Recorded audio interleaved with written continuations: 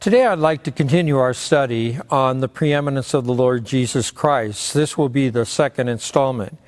And I'd like to read from Colossians Chapter 1, verses 15 through 18. He is the image of the invisible God, the firstborn over all creation. For by him all things were created that are in heaven and that are on earth, visible and invisible, whether thrones or dominions or principalities or powers. All things were created through him and for him. And he is before all things, and in him all things consist. He is the head of the body, the church, who is the beginning, the firstborn from the dead, that in all things he may have the preeminence. Well, as we have seen in the first devotional installment on the preeminence of the Lord Jesus Christ, Paul described Jesus as the icon, the true, accurate, and complete representative and manifestation of God. And that was also the statement made by Jesus himself to Philip in John chapter 14, verse 9. Jesus said to him, "Have I been with you so long, and yet you have not known me, Philip? He who has seen me has seen the Father. So how can you say, 'Show us the Father'?" So to see Jesus as anything less than that would be considered heretical and demonstrates real spiritual blindness. 2 Corinthians chapter 4, verse 4 speaks directly to that. "Whose minds the God of this age has blinded, who do not believe, lest the light of the gospel of the glory of Christ, who is the image of God, should shine on them." But verse 15 does not end with just that first phrase. Rather, we have the second part where it says, "the firstborn over all creation." Let's just read the whole verse. "He is the image of the invisible God, the firstborn over all creation." Now, this is not a phrase that supports the idea as Jesus Christ as being a created being. That would be the position of the Jehovah's Witnesses and Mormons. That is really taken from the ancient Arian heresy. Rather, the particular Greek word prototokos can mean the firstborn chronologically, as it is used, for instance, in Luke chapter 2, verse 7. "And she brought forth her first son, and wrapped him in swaddling clothes, and laid him in a manger, because there was no room for him in the inn." But it most often refers primarily to position and rank. In both the Greek and Jewish culture, the firstborn was the son who had the right to the inheritance. A good example of this would be Esau. Although he was the firstborn chronologically, it was Jacob who was the firstborn and received the inheritance. How this happened, of course, was that Esau, being the chronological firstborn, sold his right to Jacob in Genesis chapter 25 and verses 27 through 34. And this particular right is called the Primogenitor.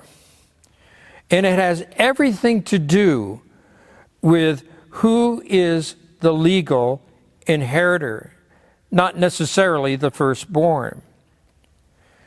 There are a number of other cases where we see this in the scriptures. For instance, Israel was called God's firstborn in Exodus chapter 4, verse 22, and Jeremiah chapter 31, verse 9. And Israel certainly wasn't the first nation. And God the Father called the Messiah his firstborn, higher than all of the earthly kings in Psalm 89 and verse 27. "Also I will make him my firstborn, the highest of the kings of the earth."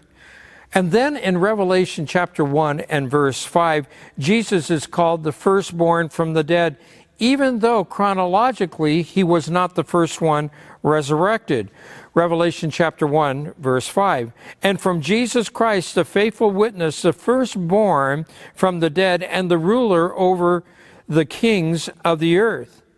And then again in Romans chapter 8, verse 29, Jesus is referred to as the firstborn in relation to the church. Romans 8:29. For whom he foreknew, he also predestined to be conformed to the image of his Son, that he might be the firstborn among many brethren. In all of the above cases, the firstborn clearly means highest in rank, not the first created. So in interpreting prototokos to mean that Christ is a created being is also not in harmony with the immediate context of Colossians. Paul had just finished describing Christ as the perfect and complete and accurate image of God.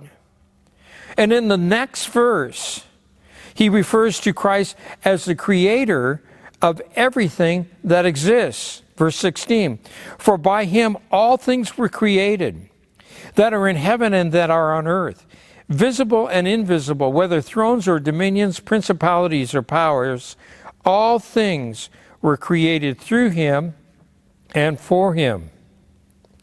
So the question then would be, how then could Christ himself be a created being when he created all things? And furthermore, in verse 17, it says that he was before all things. And so what we see here is that Christ existed before anything else was created. And only God existed before all creation. And here's the point of that phrase, the firstborn of all creation. Number one, as we already noticed, Jesus is the perfect image of God. Secondly, he is the preeminent inheritor of all creation. And thirdly, he both existed before the creation and is exalted in rank over it. And I'd like to leave you with one more verse that speaks directly to our relationship with Jesus Christ. Romans chapter 8, verse 17. And if children, then heirs, heirs of God, and joint heirs with Christ, if indeed we suffer with him, that we may also be glorified together.